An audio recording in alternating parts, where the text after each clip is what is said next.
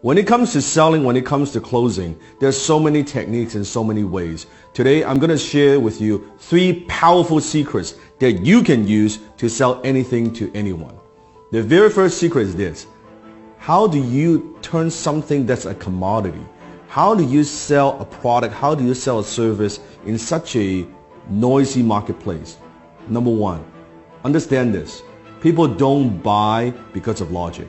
People buy because of emotion, and they justify it with logic. People buy based on emotions, and they justify with logic. I want you to think of something that you want to buy in your life.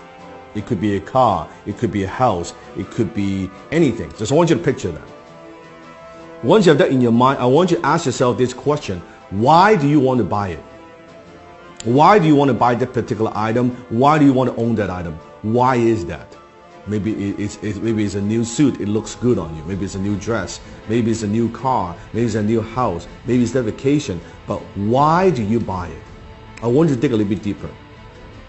If you peer through the layers, I think you'll realize you're buying emotions. Maybe you buy the item because of greed. You want to make money or you want to save money. Or maybe it's because of generosity, that by buying this item is going to help other people. Have you noticed sometimes even there are companies out there, if you buy this particular product, they're going to donate a certain amount to charities? Maybe you buy because of generosity. Maybe because of shame, that if I don't buy this, I'll look foolish. If I don't own this, I'll look foolish. Or maybe it's fear, that if I don't buy this, I'm going to be missing out. I don't want to miss out. Maybe it's an escape, that you go on the vacation, your 9-to-5 job is driving you fucking crazy, and you say, oh man, I need some time off. Maybe doing it, buying it because of escape. Whatever those reasons are, those are very often emotional reasons. So you buy because of emotion, and you justify with logic. So think about when you're selling something to somebody. Are you just talking about features and benefits? What this thing would do for you? Or are you pushing those emotional hot buttons? I remember one time I was in Harry Rosen, which is a very well-known kind of menswear store, high-end in Vancouver. I walked into the store and I was walking by the Tom Ford section. And the salesman approached me and said, sir, is there anything I can help you with? I said, no, I'm just browsing around. And he said, do me a favor. Put this suit on. Now, at the time, I've never owned a Tom Ford suit before. I have a lot of suits, but I don't have a Tom Ford suit. He said, do me a favor, put this on. I said, all right. I put it on. He said, how do you feel? Well, it feels pretty good. I said, okay, also try this on. Put on this tuxedo. I said, okay, that's pretty cool. He said, oh, it looks great. He said, sir, are you a fan of James Bond? I was like, who isn't a fan of James Bond? Like, duh.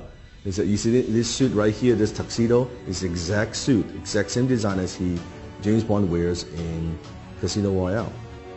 You know the scene when he was gambling? Fuck, it looks good, right? And before you know it, I bought the damn fucking tuxedo, right? And it's a lot of money, costs a lot of money. And if you think about that, what am I buying? I'm buying emotions. What I'm buying is this. I'm buying when I wear this tuxedo, I feel good. As a James Bond fan, I feel like James Bond. Even logically, I know this, of course, is not James Bond. I'm not James Bond. But emotionally, it takes me there. This is cool that I own, I wear the same tuxedo, the same fit, right? The same everything. And then he upsold me on the damn, like the shirt and the cufflink, the whole 9 yards, right? That's what I'm talking about. People buy because of emotions and they justify with logic. You have to understand that. Don't push your products. Don't just push your services. Don't push the features and benefits. Think about what are those emotional hot buttons that you're pushing. Number 2, people don't buy their way into something. They buy their way out of something. It means people very often, they're buying something because they have a problem they want solved. They want to buy their way out of that problem. People don't buy the drill. They want to hold on the wall. So what is it that you are helping them solve? That what problem? What is it? What is that thing? You have to understand. So I always say the amount of money that you make is in direct proportion to how deep you understand your marketplace is paying. The amount of money you make is in direct proportion of how well, how deep you go, how much you understand your marketplace is paying. So you have to understand what it is, what are the pains that people have, and how can you help them relieve some of that pain. So think about that. Number 3, people don't buy products and services, they buy stories. Because when there are so many choices out there in the marketplace, on the internet, any product that you want, there are hundreds and hundreds of choices. How do you stand out? How do you add emotions to a commodity, a pen? What's the difference between a $2 pen like this or an $800 Mont Blanc John F. Kennedy limited edition exclusive pen? $800 pen. It's the same pen. It's the same functions. Story. When you add story to an item, suddenly when you add the John F. Kennedy, the president's story attached to a brand, to a logo, it is 10 times more valuable. It is 100 times more valuable. It is 300 times more valuable, that particular pen. All because the story, it writes the same. A $2 pen you can write too. That's the difference. So think about what's the story. How can you inject stories into everything that you do? Maybe it's an origin story. How did you get started? Why do you do what you do?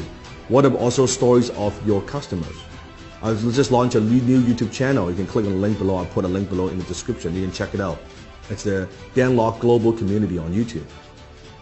It has nothing to do with the program that I teach. It has everything to do with stories. It's stories from my students, what they have learned, their background, their stories. It has nothing to do with me. It has nothing to do with the program that I run. It has nothing to do with that but stories. It's other people's stories, other people's success stories. So where are you using stories in your marketing, in your business? How else can you use stories? Remember, facts tell, stories sell. Facts tell, stories sell. So comment below. Tell me, based on these 3 secrets,